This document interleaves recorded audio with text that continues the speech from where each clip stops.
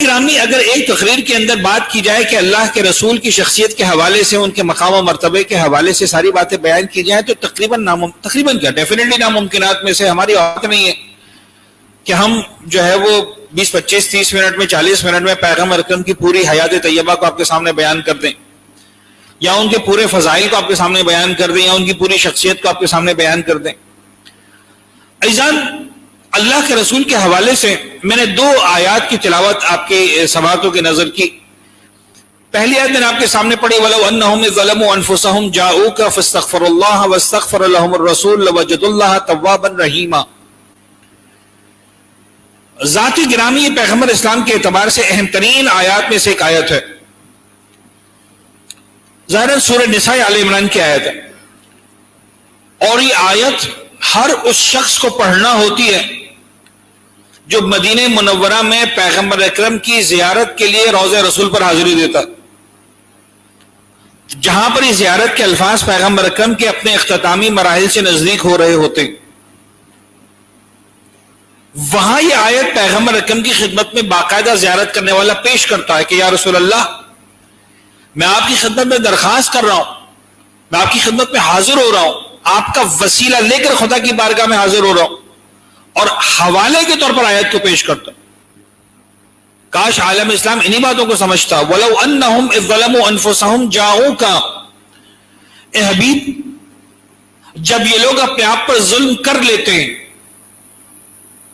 مسلمانوں کے بارے میں بات ہو رہی ہے، اہل ایمان کے بارے میں بات ہو رہی ہے،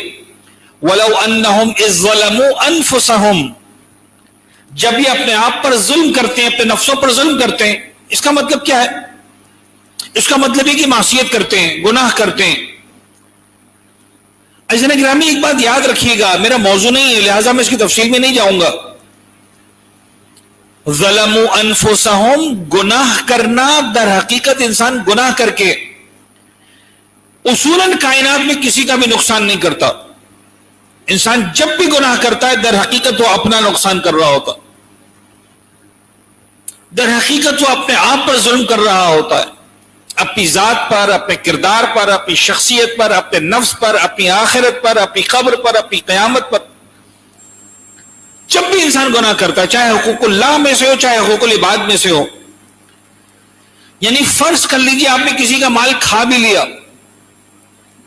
بظاہر آپ اپنے آپ پر ظلم نہیں کر رہے، بظاہر آپ نے کسی اور پر ظلم کیا، لیکن اگر غور کریں تو حقیقت میں آپ نے اپنے آپ پر ظلم کیا۔ یہ جو آپ نے تھوڑا سا مال کسی کا کھا لیا، اس کے نتائج کتنے سنگین بھگتنا ہے آپ کو، اس کا آپ کو اندازہ نہیں ہے، اور جس پر ظلم ہو گیا اس کو کتنا بڑا ریوارڈ ملنے والا ہے اس کا بھی آپ کو اندازہ نہیں ہے۔ تو الٹیمیٹلی آپ نے اس پر ظلم نہیں کیا، الٹیمیٹلی آپ نے اپنے آپ پر ہی ظلم کیا، الٹیمیٹلی آپ نے اپنا فائدہ نہیں کیا، آپ نے آپ کو آپ نے پریشان کیا۔ لنک تو بظاہر نہیں بن رہا ہے، لیکن ایک چھوٹا سا جملہ جو کل امام مجتبیٰ کی سیرت کے حوالے سے شاید یہ بات آتی کہ جب ایک یہودی نے امام حسن مجتبیٰ سے سوال کیا تھا، بڑی طولانی روایت ہے کہ امام حسن بڑے شان سے تیار ہو کر نکلے، اور اس وقت جو راوی نے لکھا ہے کہ امام کے چہرے کا انداز، امام کے لباس کا انداز، امام کے بالوں کا انداز، امام کے چہرے کی بشاشیت ایک الگ طرح کی چیز کیفیت تھی، اور بڑی شان سے امام تیار ہو کر نکلے، سامنے سے یہودی آ گیا، انتہائی پشمردہ، انتہائی غربت کے عالم میں، بدن پر پھٹے ہوئے کپڑے، بال اس کے بکھرے ہوئے، چہرہ میلا ہو رہا ہے بدن پر، اور ایسی تکلیف کے اندر آ کر اسے فرزند رسول کے سامنے آ کر کھڑا ہو گیا، یہودی تھا، کہنے لگا یا ابن رسول اللہ، میں یہودی ہوں، آپ مسلمان ہیں، آپ کے جد کا ایک فرمان ہے، مجھے چاہیے اس کا جواب۔ کیا سوال ہے؟ کہ سوال یہ کہ آپ کے جد نے فرمایا کہ دنیا مومن کے لیے جہنم ہے، کافر کے لیے جنت ہے۔ امام نے فرمایا ہاں میرے جد کا فرمان ہے۔ کہ اپنا احوال دیکھیے، میرا احوال دیکھیے، کون رہ رہا ہے جنت میں، کون رہ رہا ہے جہنم میں؟ آپ اتنی آسانی کے اندر ہیں، نوکر چاکر، سواری، رہنا سہنا، اٹھنا بیٹھنا، کھانا پینا سب آپ کے بعد بہترین ہے، اور میں اس غربت و افلاس کے عالم میں ہوں، ایک وقت کی روٹی نہیں ہے کھانے کے لیے، ایک لباس نہیں ہے پہننے کے لیے، ایک جگہ نہیں ہے رہنے کے لیے، ایک ڈیلا نہیں ہے خرچ کرنے کے لیے۔ اور اس وقت امام نے ایک عجیب جواب دیا تھا اس کو، اور یقیناً آپ نے وہ کہیں نہ کہیں مجالس میں سنا ہوگا وہ جواب۔ امام نے فرمایا یہودی، اگر تجھے پتہ چل جائے کہ پروردگار عالم نے میرے لیے اور اہل ایمان کے لیے قیامت میں کتنی نعمتوں کا تذکرہ کر کے رکھا ہے، انتظام کر کے رکھا ہے، کتنی آسائشیں مہیا کر کے رکھی ہیں، اور کس لیول کی آسائشیں مہیا کر کے رکھی ہیں، اگر تو اس کے ساتھ موازنہ کرے گا تو خود آنکھ بند کر کے کہہ دے گا کہ واقعاً اگر آسائش اس کو کہتے ہیں تو یہاں پر جو بھی انسان رہ رہا ہے وہ جہنم میں زندگی گزارا. اور اگر تجھے پتہ چل جائے کہ پروردگار عالم نے کفار کے لیے، تم جیسے منکروں کے لیے کس لیول کی تکلیفیں مہیا کر کے رکھی ہیں، تو یقیناً سمجھ جاتا کہ تو اس دنیا میں اتنی تکلیفوں کے باوجود بھی عیاشی کر رہا ہے، جنت کے اندر رہ رہا. تو بظاہر جو بھی آپ کر لیں، میں وہاں سے لنک کر رہا تھا، مجھے نہیں پتا لنک اتنا بنا کہ نہیں بنا.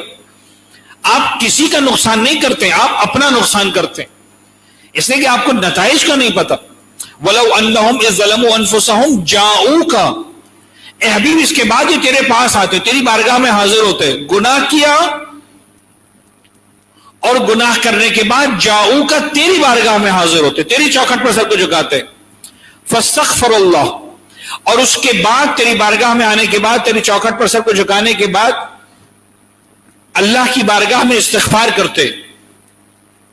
واستغفر لهم الرسول، لیکن صرف یہ استغفار نہ کرتے، اے حبیب تو بھی ان کے لیے استغفار کرتا. لوجد اللہ توابا رحیما، تو پھر دیکھیے خدا کو کیسا توبہ قبول کرنے والا پاتے ہیں. یعنی قرآن نے بہت ہی کھلے الفاظ میں اشارہ دیا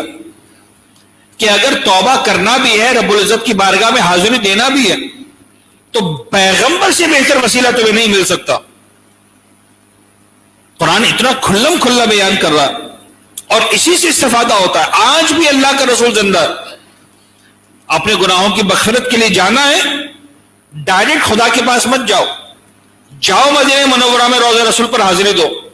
رب العزت کی بارگاہ میں جانے کے لیے پیغمبر اکرم کا وسیلہ اختیار کرو. جب اللہ کے رسول تمہارے لیے توبہ کریں گے، جب اللہ کے رسول تمہارے لیے درخواست کریں گے، یعنی اب یہ الفاظ جو قرآن نے استعمال کیے، اس کا خلاصہ یہ بنتا ہے کہ جب تم رسول کا واسطہ لے کر خدا کی بارگاہ میں جاؤ گے، لوجد اللہ توابا رحیما، یہ اللہ کو بڑا توبہ قبول کرنے والا پائیں گے. عزیزان گرامی، پیغمبر اکرم کا وجود مقدس اس کائنات میں